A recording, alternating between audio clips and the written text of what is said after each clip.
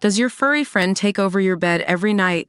It's time to reclaim your space while giving them the comfort they deserve with the coldest, cozy dog bed. Don't wait. Check out the link in the video description to buy now on Amazon. A mother killed her 2-year-old son before taking her own life in a Finnish prison cell, an inquest heard.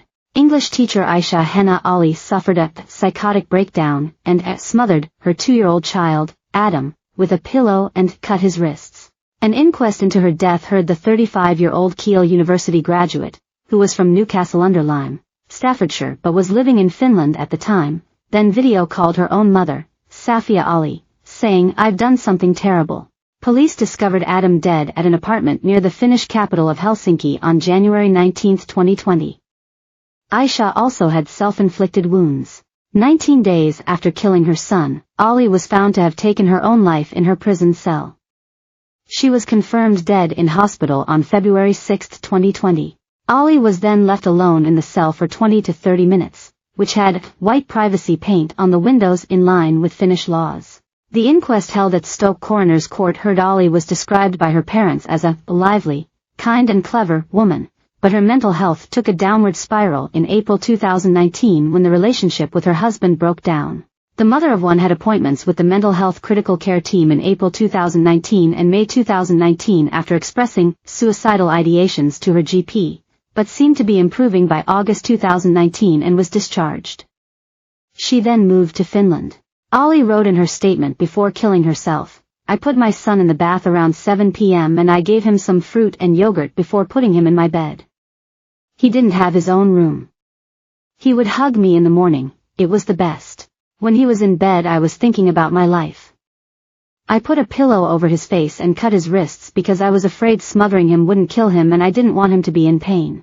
I wanted to jump from the balcony but I was afraid it would leave me paralyzed and I wanted to die next to my son. I took tablets, I cut my neck and I cut my arm. I called my mom and showed my son on video. When I was arrested, I asked for the death penalty.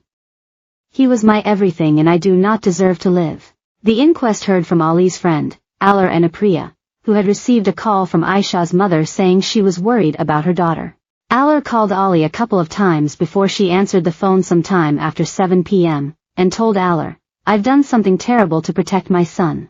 In her statement, Alar said, "I called emergency services and I spoke to Aisha for around 15 minutes through the door because she wouldn't answer.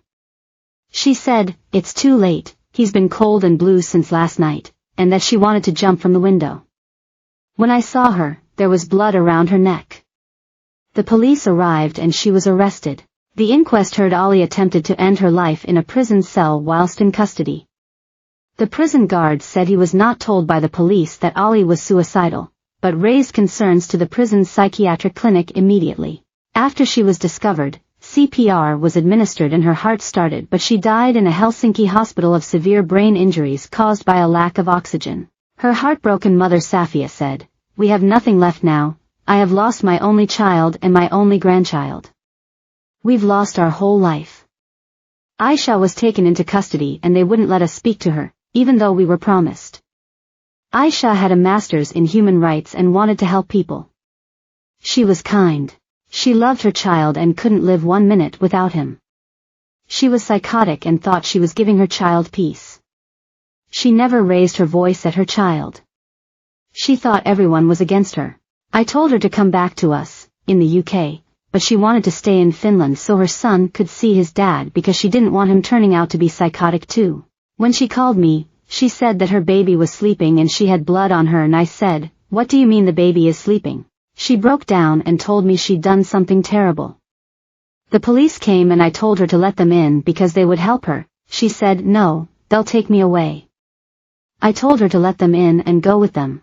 Distraught father, Imtiaz Ali, said, when Aisha was taken to the detention center she had discussed taking her own life.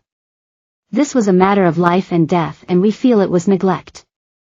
There was no note of her suicide attempts.